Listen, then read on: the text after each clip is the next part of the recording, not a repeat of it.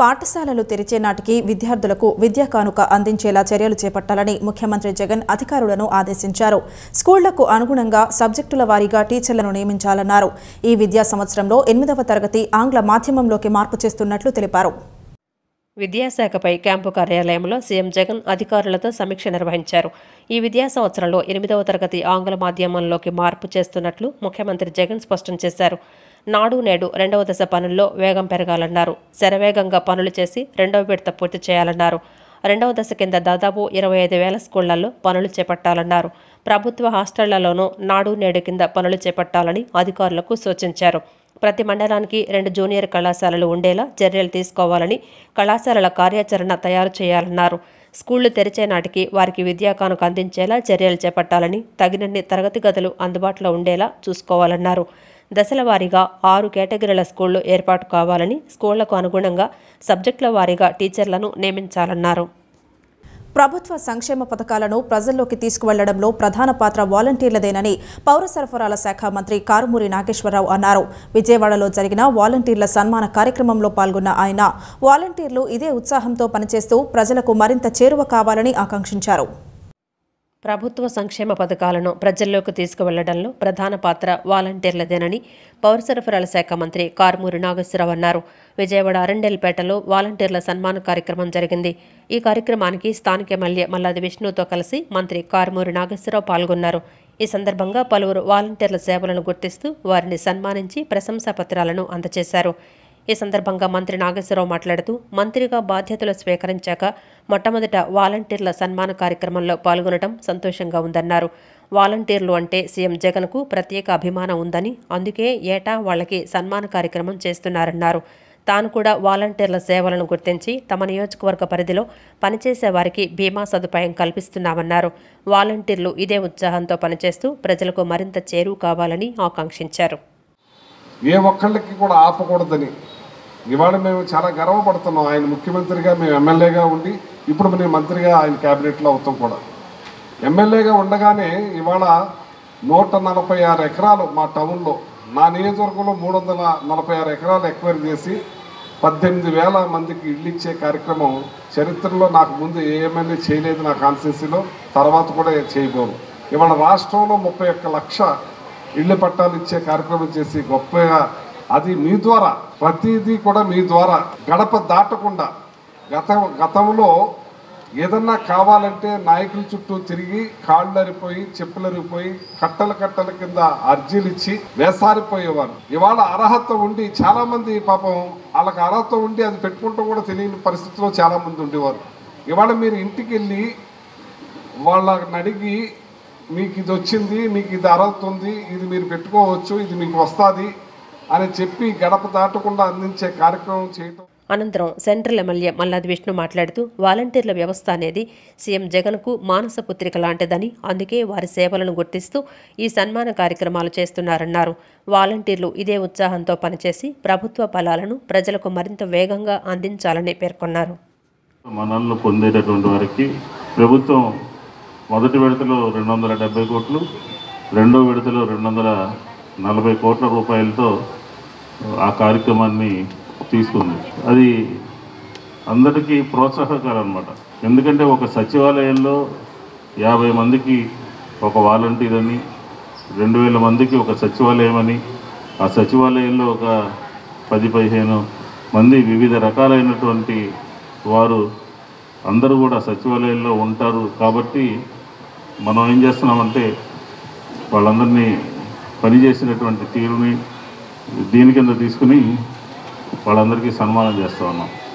అంటే రానటువంటి వాళ్ళు, ఇతరులు సన్మానం పొందనటువంటి వారు కూడా ఉత్సాహంగా పనిచేస్తూ మరింత ముందుకి సాగుతూ పనిచేస్తారని, దానికి ఈ కార్యక్రమం దోహదపడుతుందని చెప్పని. పర్యాటక, సాంస్కృతిక, యువజన సర్వీసుల శాఖ మంత్రిగా ఆర్కే రోజా బాధ్యతలు చేపట్టారు. వేద మంత్రోచ్చారణల మధ్య ఛాంబర్లోకి అడుగుపెట్టారు. రాష్ట్రంలో ఉన్న వనరులను వినియోగించి సముద్ర తీర ప్రాంతాలను పర్యాటకంగా అభివృద్ధి చేస్తామన్నారు. క్రీడాకారులకు ప్రోత్సాహకాలు ఇచ్చి వసతులు కల్పిస్తామన్నారు. పర్యాటక సాంస్కృతిక యువజన సర్వీసుల శాఖ మంత్రిగా ఆర్కే రోజా బాధ్యతలు చేపట్టారు. సచివాలయంలోని తన ఛాంబర్లో పూజా కార్యక్రమాలు నిర్వహించిన అనంతరం బాధ్యతలు స్వీకరించారు. అనంతరం ఆమె మీడియాతో మాట్లాడుతూ రాష్ట్రంలో విశాలమైన సముద్ర తీరరేఖ ఉందని, టూరిజానికి చాలా స్కోప్ ఉందన్నారు. Gandikota to Bengaluru, Bengaluru to Gandikota bus సర్వీసును ప్రారంభిస్తూ తొలి సంతకం చేసినట్లు ఆమె తెలిపారు. తనకు క్రీడలంటే చాలా ఇష్టమని, కరోనా కారణంగా క్రీడలకు దూరంగా ఉన్నారని, అలాంటి వారిని తిరిగి క్రీడల వైపు మళ్లిస్తామన్నారు. పార్టీ పెట్టక ముందు నుంచే జగన్ అడుగుజాడల్లో నడిచినట్లు పేర్కొన్నారు. మంత్రులుగా ఉన్న వాళ్లందరం జగన్ సైనికుల్లా పనిచేస్తామన్నారు. మంత్రివర్గంలో ఈక్వేషన్స్ బేస్ చేసుకుని కేటాయింపులు చేశారన్నారు. జగన్ లాంటి నేతతో కలిసి నడవటం తమ అదృష్టమన్నారు. జగన్ పాలన చూసి అన్ని రాష్ట్రాలు మెచ్చుకుంటున్నాయని రోజా పేర్కొన్నారు. పార్టీ కోసం జెండా పట్టుకుని నడిచిన ప్రతి ఒక్కరికి న్యాయం చేస్తామన్నారు. జగన్ నమ్మకాన్ని ఒమ్ము చేయబోనన్నారు. దేశ విదేశీ టూరిస్టులను అనుకూలమైన టూరిజంను రాష్ట్రంలో రూపొందిస్తామని రోజా పేర్కొన్నారు. గ్రామీణ క్రీడలను ప్రోత్సహిస్తామన్నారు. ఆర్టిస్టుగా కళాకారుల సమస్యలు తమకు తెలుసునన్నారు. కళాకారులకు మంచి చేసేలా నిర్ణయాలు తీసుకుంటామని రోజా తెలియజేశారు. జగన్మోహన్ రెడ్డి గారి ఆశీస్సులతో ఈరోజు మంత్రిగా బాధ్యతలు చేపట్టాను. పార్టీ పెట్టక ముందు నుంచి జగనన్నతోనే అడుగులో అడుగు వేస్తూ అన్న చేసే ప్రతి కార్యక్రమానికి మేమందరం కూడా అండగా నిలబడి రాజశేఖర రెడ్డి గారి ఆశయాల్ని ముందుకు తీసుకువెళ్లాలన్న జగనన్న ఆకాంక్షని నెరవేరుస్తూ ఆయనకి సైనికుల్లాగా మేమందరం కూడా పనిచేయడం జరిగింది. జగనన్న మమ్మల్ని గుర్తించి ఏ విధంగా మా మీద ప్రేమ అభిమానాలతో మమ్మల్ని పిలవటంలో గాని లేదా మాకు కేటాయించిన శాఖల్లో గతంలో కూడా మీరు చూశారు. ఆయన మంత్రివర్గం అంటేనే అన్ని డిస్ట్రిక్ట్స్ కి సంబంధించి అన్ని కులాలకు సంబంధించి చాలా ఈక్వేషన్స్ ఉంటాయి. సో ఫస్ట్ ఫేజ్ ఒక బ్యాచ్ కి, అలాగే సెకండ్ ఫేజ్ ఒక బ్యాచ్ కి అందరికీ కూడా పదవి బాధ్యతలు ఇచ్చి ప్రజలకి అండగా ఉండండి, ప్రజలకి కావాల్సినవి మీరు చేసి పెడితే చాలు అని మా అందరికీ కూడా చెప్పడం జరిగింది. నిజంగా మా అదృష్టం జగనన్న లాంటి మనసున్న నాయకుడితో వర్క్ చేయటం అనేది. ఎందుకంటే ఈ దేశంలో ఏ రాష్ట్రానికి కూడా ఇంత గొప్ప మనసున్న ముఖ్యమంత్రి లేడు, ఇలాంటి ముఖ్యమంత్రి మాకు లేడు అని ప్రతి స్టేట్ లో కూడా ప్రతి ఒక్కరు కూడా అంటున్నారు. ఎందుకంటే నేను తమిళనాడుకు వెళ్తాను, అలా కర్ణాటక వెళ్తాము, మొన్న నార్త్ సైడ్ వెళ్తే కూడా జగన్మోహన్ రెడ్డి గారు అంటేనే ఎంత గౌరవం చూపిస్తున్నారో. ఆ పార్టీలో ఉండటం, ఈరోజు ఆయన మంత్రివర్గంలో కూడా కేబినెట్ లో మాకు స్థానాన్ని కల్పించడం అనేది మా జీవితంలో మర్చిపోలేనిది. ఏపీలో ఆర్టీసీ బస్సు ఛార్జీలను పెంచారు. డీజిల్ ధరల పెరుగుదలతో ఆర్టీసీ ఛార్జీలు పెంచినట్లు ఆర్టీసీ ఎండీ ద్వారకా తిరుమలరావు తెలిపారు. ఇక నుంచి పల్లె వెలుగు బస్సు కనీస ఛార్జీ 10 రూపాయలు ఉంటుందని తెలిపారు. పల్లె వెలుగు బస్సుల్లో 2 రూపాయలు, ఎక్స్ప్రెస్ బస్సుల్లో 5 రూపాయలు పెంచినట్లు ఆర్టీసీ ఎండీ చెప్పారు. ఏపీలో ఆర్టీసీ బస్సు ఛార్జీలను పెంచారు. డీజిల్ ధరల పెరుగుదలతో ఆర్టీసీ ఛార్జీలు పెంచినట్లు ఆర్టీసీ ఎండీ ద్వారకా తిరుమలరావు తెలిపారు. ఇక నుంచి పల్లె వెలుగు బస్సు కనీస ఛార్జీ 10 రూపాయలు ఉంటుందని తెలిపారు. ఆర్టీసీ ఛార్జీలపై డీజిల్ సెస్ విధించారు. పల్లె వెలుగు బస్సుల్లో 2 రూపాయలు, ఎక్స్ప్రెస్ బస్సుల్లో 5 రూపాయలు పెంచినట్లు ఆర్టీసీ ఎండీ చెప్పారు. డీజిల్ బల్క్ రేటు విపరీతంగా పెరిగిందని ద్వారకా తిరుమలరావు పేర్కొన్నారు. రేపటి నుంచి పల్లె వెలుగు బస్సుల్లో కనీస ఛార్జీ 10 రూపాయలు ఉంటుందని ఆయన వెల్లడించారు. సెస్ పెంపు వల్ల ఆర్టీసీకి 720 కోట్ల అదనపు ఆదాయం వస్తుందని ఆర్టీసీ ఎండీ వెల్లడించారు. ప్రస్తుతం ఆర్టీసీల భారం భరించలేని పరిస్థితి ఉందని ద్వారకా తిరుమలరావు అన్నారు. ఉపయోగంలో లేని ఆర్టీసీ ఖాళీ స్థలాలను లీజుకిస్తామని ఆర్టీసీ ఎండీ చెప్పారు. కార్గో సేవల ద్వారా కూడా ఆర్టీసీ ఆదాయం పెంచుకుంటామని ద్వారకా తిరుమలరావు స్పష్టం చేశారు. ఈ నష్టాన్ని బుడ్చాలన్నా కూడా ఈ డీజిల్ రేటు పెరగడం వల్ల దానికి సంబంధించినటువంటి టైర్లు కానీ మిగతా స్పేర్స్ కానీ అవి కూడా రేట్లు పెరగడము, ఆర్థిక భారం ఆర్టీసీకి ఎక్కువ కావడం వల్ల తప్పనిసరి పరిస్థితుల్లో మేము ఈ సెస్ రూపంలో పెంచడం జరుగుతోంది. ప్రజలు వీటన్నిటిని అర్థం చేసుకోవాలని నేను మనస్ఫూర్తిగా కోరుకుంటున్నా. ఎందుకంటే 5,600 కోట్లు మామూలుగానే లాసు. 2019 నుంచి 2020 నుంచి 20 నాడు మన ముఖ్యమంత్రి గారు ఈ ఆర్టీసీని ప్రభుత్వంలో విలీనం చేయడం వల్ల ప్రతి నెల 300 కోట్ల రూపాయలు ఆర్టీసీకి జీతాల రూపంలో ప్రభుత్వం చెల్లిస్తోంది. ఆ చెల్లించడం వల్ల ఈ యొక్క కోవిడ్ కాలంలో కూడా ఎలాంటి ఇబ్బంది లేకుండా ప్రభుత్వం జీతాలు ఇస్తోంది. కాబట్టి ఆర్టీసీ ఉద్యోగస్తులందరికీ కూడా ఎలాంటి ఇబ్బంది జరగకుండా ఆ కుటుంబం ఆర్టీసీ ఉద్యోగస్తులు కానీ వాళ్ళ యొక్క కుటుంబాలు కానీ సక్రమంగా ప్రభుత్వ ఉద్యోగులు కానీ జీతాలు తీసుకోవడం జరిగింది. ఈ విధంగా ఈ 2 సంవత్సరాల కాలంలో దాదాపు 7,600 కోట్ల రూపాయలు ఆర్టీసీకి ప్రభుత్వం ఇవ్వడం జరిగింది. కానీ ఆర్టీసీ నుంచి ప్రభుత్వానికి ఇంతవరకు మేము తిరిగి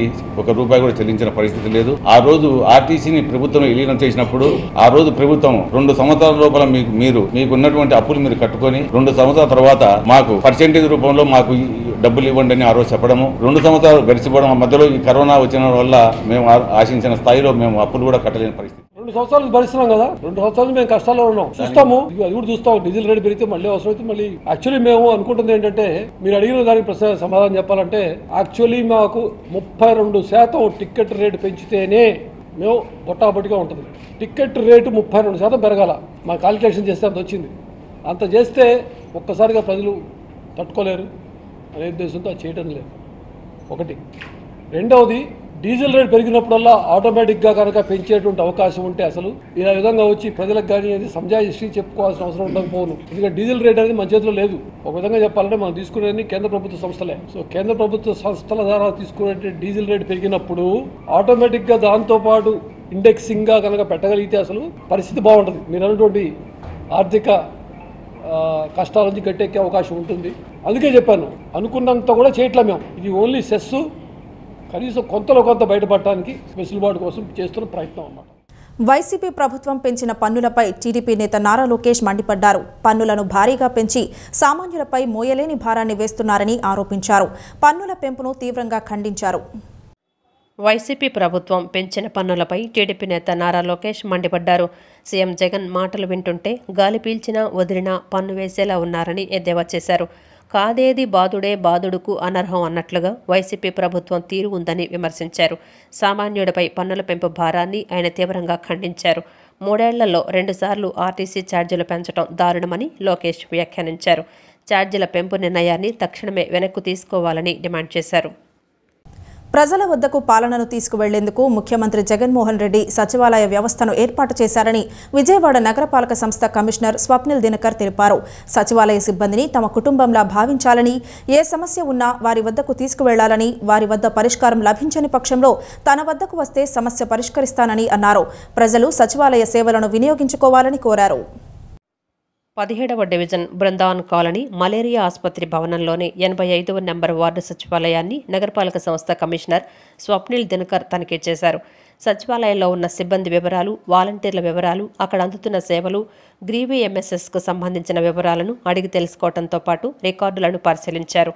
అనంతరం ఆయన మీడియాతో మాట్లాడుతూ విజయవాడ మున్సిపల్ కార్పొరేషన్లో 286 సచివాలయాలు ఉన్నాయని, వీటి పర్యవేక్షణకు 32 మందిని స్పెషల్ ఆఫీసర్లుగా నియమించడం జరిగిందన్నారు. 2 డివిజన్లకు కలిపి ఒక స్పెషల్ ఆఫీసర్కు బాధ్యతలు అప్పగించారని, ఒక్కో డివిజన్లో 4 నుంచి 5 సచివాలయాలు ఉన్నాయన్నారు. 85వ నెంబర్ సచివాలయానికి ప్రజలు రావడం లేదని, సేవలు వినియోగించుకోవటం లేదన్నారు. వాలంటీర్ల సేవలు కూడా స్ట్రీమ్లైన్ చేయాలని సూచనలు చేసినట్లు తెలిపారు.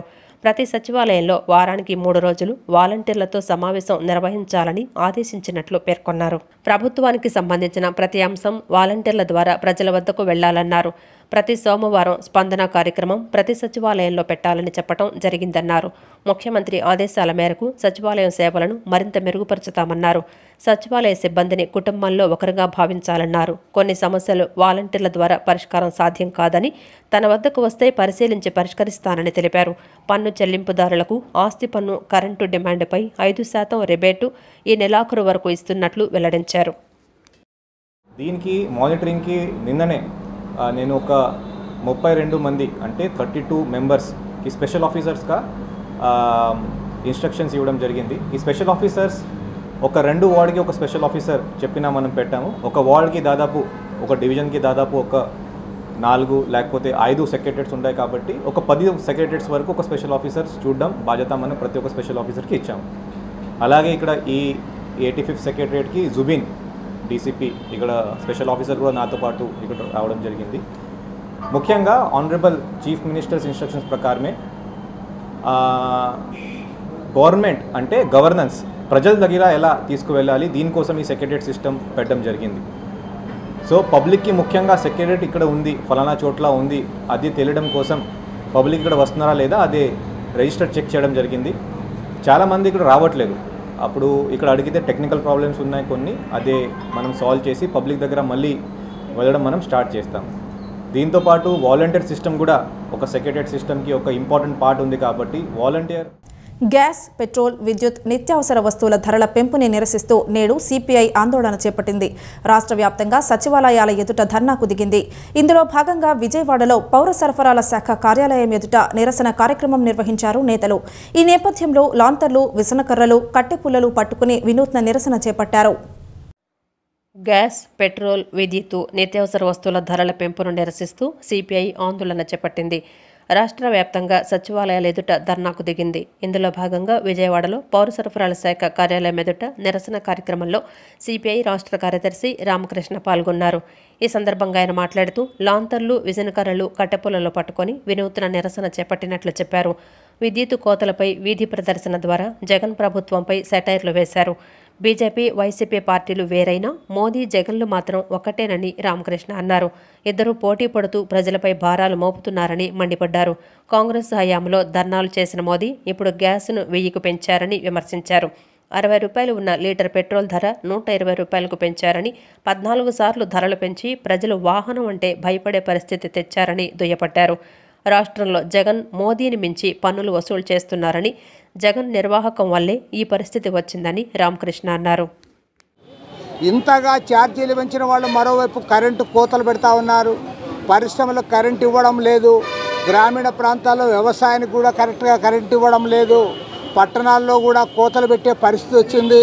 కాబట్టి జగన్మోహన్ రెడ్డి ప్రభుత్వం అనుసరిస్తున్న అస్తవ్యస్త విధానాల ఫలితంగా ఈ ప్రభుత్వానికి పాలన చేతగాని తనం వల్ల ఇవాళ కరెంటు కోతలు వచ్చే తప్ప మరోటి కానే కాదు. పైగా జగన్మోహన్ రెడ్డి గారు ప్రమాణ స్వీకారంలో చెప్పాడు, ఆ రోజు చాలా స్పష్టంగా మేము రాబోయే రోజుల్లో కరెంటు ఛార్జీలు తగ్గిస్తామని చెప్పావు. కానీ నువ్వు ముఖ్యమంత్రి అయిన తర్వాత 7 సార్లు కరెంటు ఛార్జీలు పెంచావు. పైగా ట్రూ అప్ ఛార్జెస్ వేస్తానంటా అన్నావు.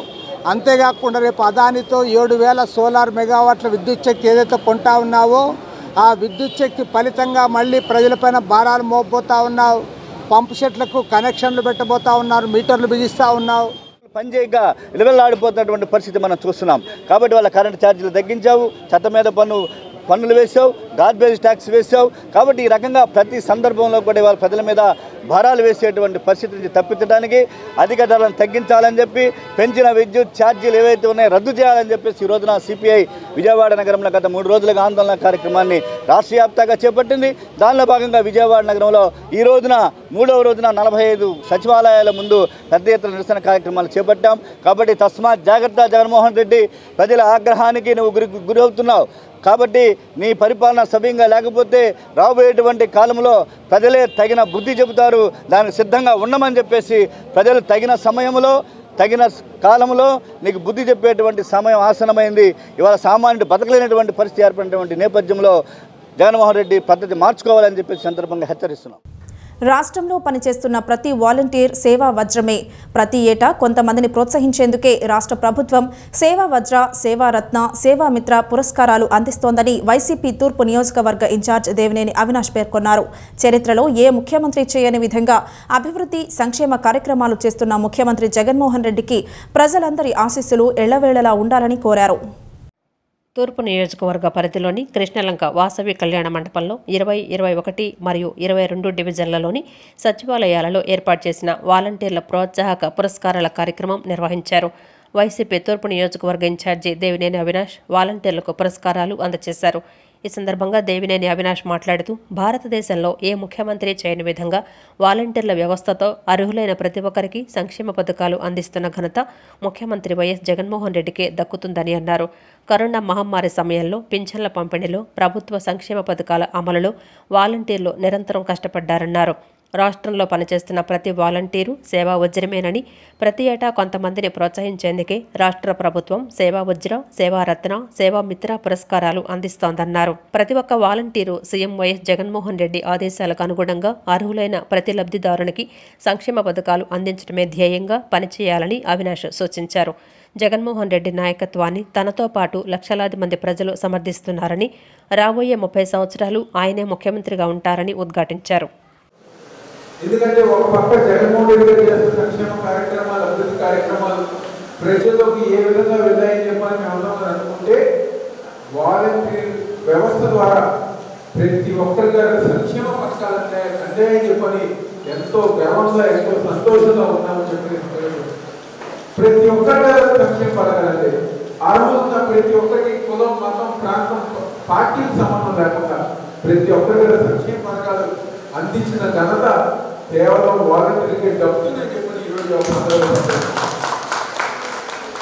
వాలంటీర్లు అందరూ కదా ఏ విధంగా అయ్యారంటే వాళ్ళ కుటుంబంలో ఒక కుటుంబ సభ్యులుగా మారిపోయి, ఎందుకంటే మొన్న మేము చూసాం వాళ్ళ ఇంట్లో ఒక కుటుంబ సభ్యులుగా చొరవ తీసుకుని వాళ్ళ ఇంట్లో వెళ్ళిపోయారు. ఈ కార్యక్రమంలో డిప్యూటీ మేయర్ బెల్లందుర్గ, 22వ డివిజన్ కార్పొరేటర్ తాటిపట్టి కొండారెడ్డి, కృష్ణా జిల్లా మాజీ వక్స్ బోర్డు చైర్మన్ మీర్ హుస్సేన్ తదితరులు పాల్గొన్నారు. బంగారం డబ్బులు రెట్టింపు చేస్తానని ప్రజలను నమ్మించి మోసాలకు పాల్పడుతున్న నిందితుడిని టూ టౌన్ పోలీసులు అరెస్ట్ చేశారు. నిందితుడి నుంచి సుమారు 15 లక్షల రూపాయల విలువైన చోరీ సొత్తును స్వాధీనం చేసుకున్నారు. విధి నిర్వహణలో ప్రతిభ చూపిన అధికారులు, సిబ్బందిని డీసీపీ బాబురావు అభినందించారు. బంగారం డబ్బులు రెట్టింపు చేస్తానని ప్రజలను నమ్మించి మోసాలకు పాల్పడుతున్న నిందితుడిని టూ టౌన్ పోలీసులు అరెస్టు చేశారు. పోలీస్ స్టేషన్లో నిర్వహించిన విలేకరుల సమావేశంలో డీసీపీ బాబురావు నిందితుడి వివరాలను వెల్లడించారు. ప్రకాశం జిల్లా సింగరాయకోటకు చెందిన కోట్ల హరికృష్ణ అలియాస్ నోకరాజు అలియాస్ నోకయ్య ఎలక్ట్రీషియన్గా పనిచేస్తుంటాడు. ఇతనికి మ్యాజిక్ కళలో కూడా ప్రావీణ్యం ఉంది. ఈ క్రమంలో నిందితుడు విలాసవంతమైన జీవితానికి అలవాటు పడ్డాడు. తన ఆదాయం సరిపోక తనకు తెలిసిన మ్యాజిక్ కళతో అమాయక ప్రజలను లక్ష్యంగా చేసుకొని వారితో పరిచయం పెంచుకొని తాను సాయిబాబా భక్తుడనని, తనకు కొన్ని మహిమలు ఉన్నాయని, మీరు చాలా కష్టాలలో ఉన్నారని, అందుకే బాబా మీకు సాయం చేయడానికి పంపించినట్లు మాయమాటలు చెప్పేవాడు.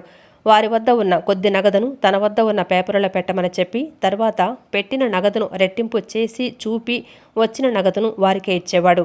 ఇలా ఈ విధంగా నిందితుడు వారు పూర్తిగా నమ్మే విధంగా చేసుకొని వారి వద్ద నుండి వివరాలు సేకరించి తర్వాత కొద్ది రోజులకొచ్చి బాబా గారు నాకు చెప్పారు, మీరు చాలా బాధలలో ఉన్నారని, మీ నగదును బంగారాన్ని రెట్టింపు చేయమని పంపినారు అని చెప్పి వారి వద్ద ఉన్న నగదును మరియు బంగారపు వస్తువులను ఒక డబ్బాలో ఉంచి వాటిని 21 రోజుల పాటు పూజా మందిరంలో పెట్టమని, తర్వాత చూస్తే మీ నగదు బంగారం రెట్టింపు అవుతుందని తీసుకుని వారికి తెలియకుండా తన కళను ఉపయోగించి డబ్బాలో చితికాగితాలు పెట్టి అసలు నగదును తస్కరించేవాడు.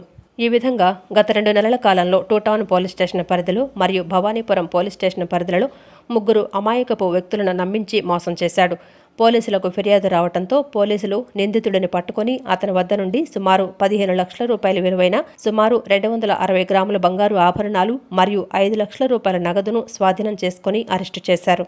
వ్యక్తి వచ్చి తన కనికట్టుతో 500 నోటు ఇస్తే దాన్ని 2గా చేయటము, 10,000 రూపాయలు నగదిస్తే దాన్ని 20,000గా చేయటము లో అతను సిద్ధహస్తుడు. ఆ రకంగా భవానీపురంలో ఇద్దరిని మాయమాటలు చెప్పి తన కనుకట్టు విద్యతో బంగారాన్ని మరియు నగదుని రెట్టింపు చేస్తానని చెప్పి వాళ్ళు నమ్మించి వాళ్ళ బంగారాన్ని నగదుని ఒక డబ్బా పెట్టెలో పెట్టి, నేను సాయిబాబా భక్తుణ్ణి, నాకు కొన్ని మహిమలు ఉన్నాయి, ఈ మహిమలతో ఆ డబ్బాలో పెట్టిన నగదుని బంగారాన్ని సాయిబాబా ఫోటో ముందు పెట్టి 21 రోజుల తర్వాత వాటిని తీస్తే అవి రెట్టింపు అవుతాయని చెప్పి నమ్మించడం జరిగింది. ఆ నమ్మకంతోనే 3 వ్యక్తులు కూడా ఆ డబ్బాల పెట్టెలో పెట్టడం జరిగింది. అతను ఇచ్చిన గడువు ప్రకారం ఆ డబ్బా పెట్టెని ఓపెన్ చేయక దానిలో బంగారము లేదు, నగదు లేదు, ఓన్లీ చిత్తు కాగితాలు మాత్రమే దర్శనం ఇవ్వడం జరిగింది.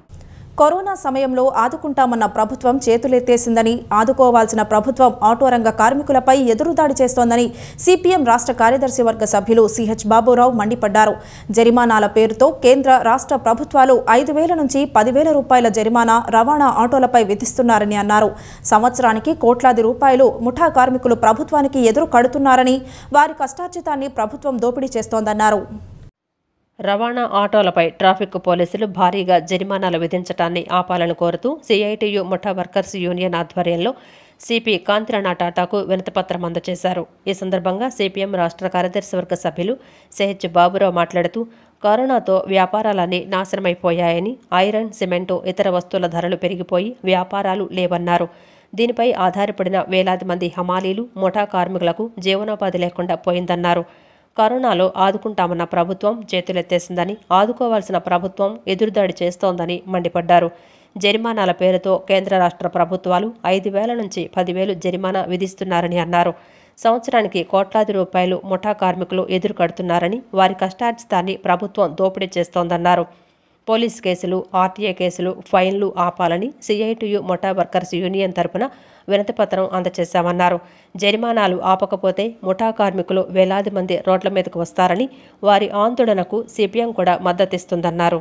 కరోనాతో వ్యాపారాలన్నీ నాశనం అయిపోయినాయి. ఇప్పుడు ఐరన్, సిమెంటు, ఇతర వస్తువుల రేట్లన్నీ పెరిగిపోయి వ్యాపారాలు లేవు. దీని మీద ఆధారపడిన వేలాది మంది హమాలీలు, ముఠా వాళ్ళకి జీవనోపాధి లేకుండా పోయింది. కరోనాలో ఆదుకుంటామన్న ప్రభుత్వం చేతులు ఎత్తేసింది. ఆదుకోపోయింది ప్రభుత్వం. ఇవాళ ఎదురు దాడి చేస్తా ఉన్నారు. ఫైన్ల పేరుతో రాష్ట్ర ప్రభుత్వం, కేంద్ర ప్రభుత్వం 1000 రూపాయలు తక్కువ కేసు లేదు, 5000 నుంచి 10,000 వరకు రాస్తున్నారు. కోట్ల రూపాయలు సంవత్సరానికి ముఠా కార్మికులే ప్రభుత్వానికి ఎదురు కడుతున్నారు. అంటే వాళ్ళ కష్టార్జితానండి ప్రభుత్వం దోపిడీ చేస్తూ ఉంది. అందుకనే ఈ పోలీసు కేసులు, ఆర్టీఏ కేసులు, ఫైన్లు, వేధింపులు ఆపాలని సిఐటియు ముఠా వర్కర్స్ యూనియన్ తరపున వాళ్ళు రిప్రజెంట్ చేస్తున్నారు. దీన్ని కనుక ఆపకపోతే ప్రభుత్వ విధానానికి వ్యతిరేకంగా ముఠా కార్మికులు వేలాది మంది రోడ్డు మీదకి రావాల్సి వస్తుంది. దాన్ని నివారించాల్సిన బాధ్యత ప్రభుత్వం మీద ఉంది. వారి ఆందోళనకి మేము కూడా మద్దతు తెలియజేస్తాం. అనంతరం సిపిఎం నాయకులు దోనేపూడి కాశీనాథ్ మాట్లాడుతూ నగరంలో 1000 ఆటోలు ముఠా రంగంలో ఉన్నాయని, వాటిపైనే వారి జీవనోపాధి ఆధారపడి ఉందని తెలిపారు. Signal jumping, traffic violations, motor vehicle act ఉల్లంఘించారని, జీవో నంబర్ 61 పాటించలేదని, వివిధ కారణాలతో జరిమానాలు విధిస్తున్నారని అన్నారు. ముఠా కార్మికులే జరిమానాల ద్వారా విజయవాడ నగరంలో ట్రాఫిక్ పోలీసులను పోషించే విధంగా ఉందని, పోలీసుల వైఖరి మారాలన్నారు. సేల్స్ ట్యాక్స్, ఆర్టీఏ విధానాలు మారాలని సూచించారు. ట్రాఫిక్ పోలీసులు తమ వైఖరి మార్చుకోవాలని, ముఠా కార్మికులను అన్యాయం చేయవద్దని కోరారు. సిగ్నల్ జంపింగ్ అని, ట్రాఫిక్ రూల్స్ లేవని, మోటార్ వెహికల్ యాక్ట్ని చేయలేదని, జీవో నెంబర్ 61ని పాటించలేదని చెప్పారని, దానికి అనుగుణంగా లేవని చెప్పారని, టిఫిన్ డ్రైవర్ ఉన్నాడని, బండి మీద ఓవర్లోడ్ ఉందని చెప్పారని, అంటే దూదిబేళ్లు, ఐరన్ ఒకే రకమైనటువంటి వెయిట్ ఉన్నా ఇది లోడ్ హైట్ అని చెప్పనేటువంటి పేరుతో ఇది రాయటం, ఓవర్లోడ్ అని చెప్పనేటువంటి పేరుతో రాయడం, ఈ రకంగా మొత్తం విజయవాడ నగరంలో ఉన్నటువంటి ట్రాఫిక్ పోలీసుల జీతాలు, ట్రాఫిక్ పోలీసుల విధించేటువంటి ఫైన్లు వాళ్ళ డిపార్ట్మెంటు దీని మీద ఆధారపడే ఒక రకంగా ముఠా రంగం పోషిస్తూ ఉందని చెప్పనేటువంటిది ఈ సందర్భంగా చెప్తా ఉన్నాం ట్రాఫిక్ పోలీసుని. అందుకని ఆ వైఖరి మారాలి, ఈ ఫైన్ల సిస్టమ్ మారాలి, సేల్ ట్యాక్స్ తోడు మారాలి, ఆర్టీఏ మారాలి. ఆర్టీఏ 10,000, 25,000 రూపాయలు. ఈస్టర్ పండుగ సందర్భంగా ఈ నెల 16న శనివారం ఉదయం విజయవాడలో అన్ని క్రైస్తవ సంఘాల సహకారంతో రన్ ఫర్ జీసస్ కార్యక్రమాన్ని నిర్వహించనున్నట్లు పలువురు క్రైస్తవ మత గురువులు పేర్కొన్నారు. ఈ మేరకు విజయవాడ గుణదలలోని బిషప్ హజరయ్య స్కూల్ వద్ద సోషల్ సర్వీస్ సెంటర్లో ఏర్పాటు చేసిన విలేకరుల సమావేశంలో వారు మాట్లాడుతూ, ప్రభువైన యేసుక్రీస్తు శుభ శుక్రవారం రోజున శిలువ శ్రమను, శిలువ మరణమును అనుభవించి 3వ దినము ఆదివారంన పునరుత్థానము అయ్యారని చెప్పారు. ఆయన తన రక్తములతో పాపాలను కడిగి క్షమాగుణాన్ని అందించారని అన్నారు. క్రీస్తు ప్రభువు పట్ల విశ్వాసము కలిగిన వారికి ఆయన అనుగ్రహం ఎల్లవేళలా ఉంటుందన్నారు. అందుకే ప్రభువు చూపిన మార్గంలో శాంతి, సహనం, పరస్పర సహకార గుణాలతో అన్ని వర్గాలు జీవించాలని సూచిస్తూ రన్ ఫర్ జీసస్ కార్యక్రమాన్ని చేపట్టనున్నామని అన్నారు. ఈ కార్యక్రమం శనివారం ఉదయం స్టెల్లా కాలేజ్ పక్కన ఆర్సీఎం చర్చి నుంచి ప్రారంభమయ్యి స్టేట్ గెస్ట్ హౌస్ వద్ద ఉన్న సిఎస్ఐ చర్చి వరకు కొనసాగుతుందని పేర్కొన్నారు. క్రైస్తవ సోదర సోదరీమణులు ఈ కార్యక్రమంలో పాల్గొనాలని పిలుపునిచ్చారు. ఈ వారంలో క్రైస్తవులు జరుపుకునేటువంటి ఆరాధన ప్రధానంగా యేసుక్రీస్తు శిష్యుల యొక్క కాళ్ళు కడగడం, నూతన ఆజ్ఞ, నేను మేము ప్రేమించినట్లు మీరు ఒకరినొకరు ప్రేమించుకోనండి, నేను మీ మధ్య ఉన్నాను అని తన యొక్క శరీరాన్ని, రక్తాన్ని యుగాంతం వరకు అందించినటువంటి ఒక క్రియ. శుక్రవారం నాడు క్రీస్తు శిలువ మీద మరణించడం, ఆ మరణం ద్వారా విడుదల, విమోచన మానవాళందరికీ కలగజేయటం. శనివారం సమాధిలో ఉండటం, సమాధుల్లో అంతకుముందు చనిపోయినటువంటి వారికి జీవాన్ని పునరుద్ధరించటం. ఆదివారం ప్రాతకాల సమయమున సమాధిని బ్రద్దలు కొట్టి ఆయన సజీవుడై ఉత్థానుడైనటువంటి సంఘటనలను ఈ వారంలో క్రైస్తవులందరూ కూడా కొనియాడుతారు. విశ్వాసంలో ఆయనకు ఆశీర్వాదాలు పొందుతారు. ప్రపంచంలో ఎన్నో పండుగలు ఉన్నాయి. అలాగే క్రైస్తవ సోదరులైన మనందరికీ గొప్ప పండుగ ఏంటంటే ఈస్టర్ పండుగ, పునరుద్ధాన పండుగను మనం ప్రతిరోజు, ప్రతి ఆదివారం మనం జరిపించుకుంటూ ఉన్నాం.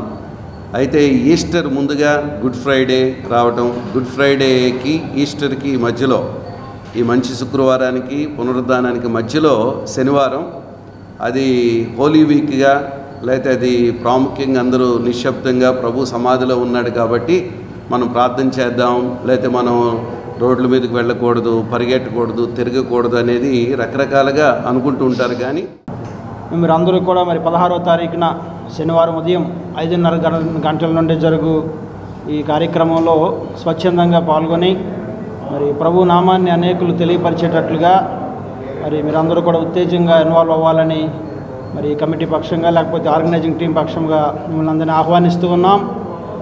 ఇదొక్కటే ప్రభువుని గురించి తెలియపరచడానికి ఇదొక్కటే మంచి అవకాశం మనకి. మనం వెళ్ళే ఆరాధన కార్యక్రమాలు మన ఆత్మీయత కోసమే కానీ ఈ రన్ ఫర్ జీసస్ ద్వారా వీధుల్లో ప్రభు యొక్క పునరుద్ధానాన్ని గురించి తెలియపరచడానికి ఒక అవకాశంగా భావించి మీరు అందరూ పాల్గొంటారని ఆశిస్తూ, వేసవికాలం నేపథ్యంలో ఐఆర్సీటీసీ సికింద్రాబాద్ ఆధ్వర్యంలో ఉత్తర భారత యాత్ర కోసం ప్రత్యేక ప్యాకేజీతో రైలుని నడపనున్నట్లు ఆ సంస్థ డిప్యూటీ జనరల్ మేనేజర్ కిషోర్ తెలిపారు. స్వదేశ్ దర్శన్ పేరుతో నడపనున్న ఈ రైలును మే 27న తిరుపతి రేణిగుంట స్టేషన్ నుంచి ప్రారంభమై విజయవాడ సికింద్రాబాద్ మీదుగా ఆగ్రా, మధుర, వైష్ణోదేవి, అమృత్సర్ ప్రాంతాలను కలుపుకుని మరలా జూన్ 3న తిరిగి వస్తోందని పేర్కొన్నారు. వేసవికాలం నేపథ్యంలో పర్యాటకుల కోసం ప్రత్యేక ప్యాకేజీతో ఐఆర్సీటీసీ స్వదేశ్ దర్శన్ పేరుతో ప్రత్యేక రైలు నడపనున్నట్లు డిప్యూటీ జనరల్ మేనేజర్ కిషోర్ తెలిపారు.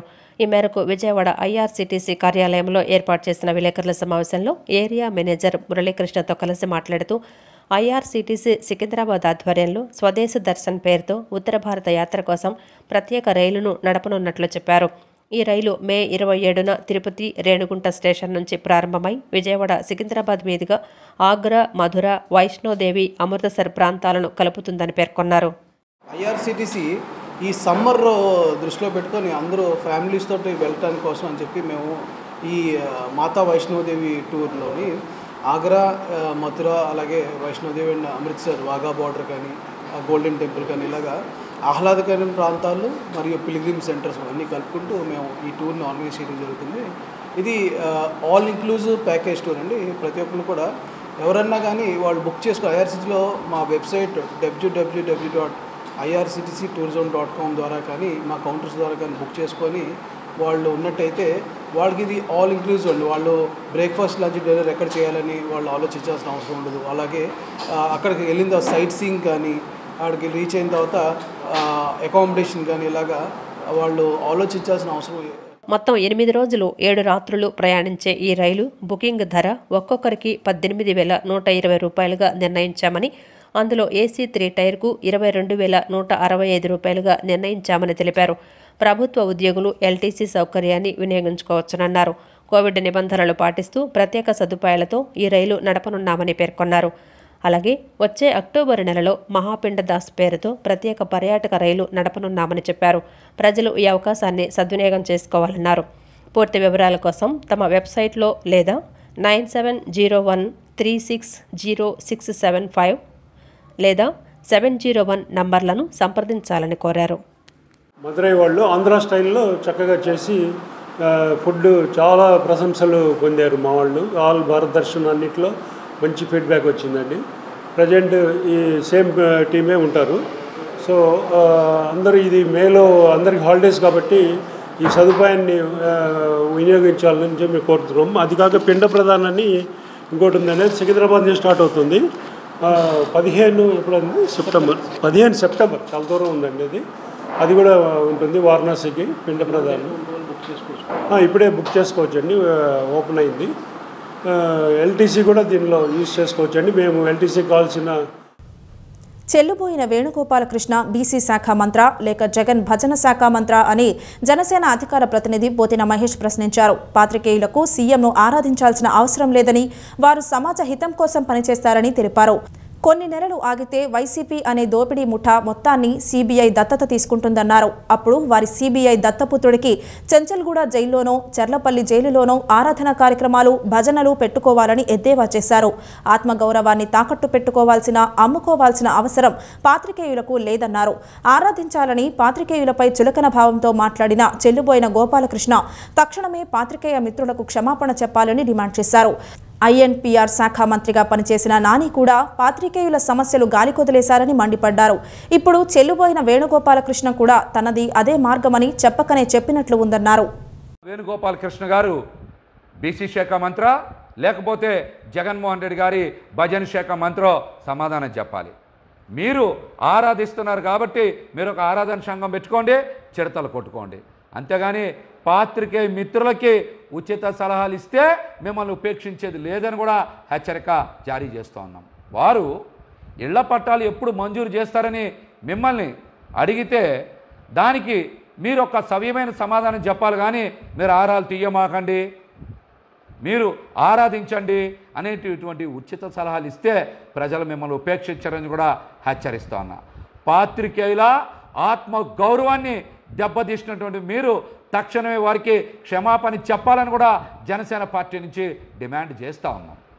పాత్రికేయ మిత్రుల పని సమాజంలో జరుగుతున్నటువంటి అన్యాయాల్ని వెలికి తీసి సమాజ హితం కోసం పనిచేయడం. వారిని ఆ పని చేయొద్దని చెప్పడానికి మీరెవరో, మీకేం అర్హత ఉంది? రాణిగారితోట సిమెంట్ గోడౌన్ వద్ద ఉన్న 82వ నెంబర్ సచివాలయం వద్ద సిపిఐ డివిజన్ కమిటీ ఆధ్వర్యంలో నిత్యావసర వస్తువులు, పెట్రోల్, డీజిల్ ధరలు తగ్గించాలంటూ నిరసన కార్యక్రమం నిర్వహించారు. అనంతరం సచివాలయంలో అధికారులకు వినతి పత్రం అందజేశారు. ఈ సందర్భంగా మాజీ కార్పొరేటర్ దాసరి దాస్ ప్రకాష్ మాట్లాడుతూ పెట్రోల్, డీజిల్ ధరలను జీఎస్టీ పరిధిలోకి తీసుకురావాలని, నిత్యావసర వస్తువుల ధరలు తగ్గించాలని, పెంచిన పన్నులను ఉపసంహరించుకోవాలని డిమాండ్ చేస్తూ 11, 12వ తేదీల్లో ప్రచార కార్యక్రమాలు నిర్వహించామన్నారు. నేహాధ్యక్ష చేసి హైదరాబాదులో పెద్ద ఉద్యమమే కరెంటుకి పెద్ద ఉద్యమం చేస్తే కమ్యూనిస్ట్ పార్టీ కార్యకర్తలు, నాయకులు మరి గుర్రాలతో తొక్కించి అసూలు బాసిన సంగతి తెలుసు. మరి దాని ఫలితంగానే రాష్ట్ర ప్రభుత్వం మారి మరి వైఎస్ రాజశేఖర రెడ్డి ప్రభుత్వం వచ్చిన సంగతి ఈ జగన్మోహన్ రెడ్డికి తెలియదా అని చెప్పని నేను ఈ రకంగా ముందు ప్రశ్నిస్తున్నాను. అంతేకాకుండా వామపక్ష రాష్ట్రమైన కేరళలో 17 రకాల నిత్యావసర వస్తువు ధరలు మరి స్టోర్ల ద్వారా పంపిణీ చేస్తుంటే మరి ఇప్పుడు ఇక్కడ ఇస్తున్నటువంటి ఈ రాష్ట్రంలో ఒకే ఒక్క రైస్ను కూడా మార్చి డబ్బులు ఇస్తామన్న నెపంతో ఈరోజు ఉదయం 7 గంటలకు వచ్చిన వార్తల్లో కూడా మరి రైస్ తీసేస్తామని చెప్పని చెబుతున్నారు. మరి ఈ రకంగాటువంటి దిగాకోరు పనులు చేస్తూ మరి జగన్మోహన్ రెడ్డి చేస్తున్నటువంటి చర్యల్ని భారత కమ్యూనిస్ట్ పార్టీగా సెల్సన్నర్ 18వ డివిజన్ శాఖగా ఖండిస్తాం.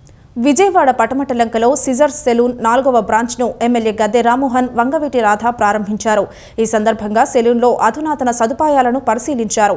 విజయవాడ నగరంలో అన్ని రంగాలకు సంబంధించిన అధునాతన సేవలు అందుబాటులోకి రావడం శుభపరిణామమని, ప్రజలకు నాణ్యమైన సేవల్ని అందించాలని పేర్కొన్నారు. విజయవాడ పటమటలంకలో సిజర్స్ సెలూన్ 4వ బ్రాంచ్ను ఎమ్మెల్యే గద్దె రామ్మోహన్, వంగవీటి రాధ ప్రారంభించారు.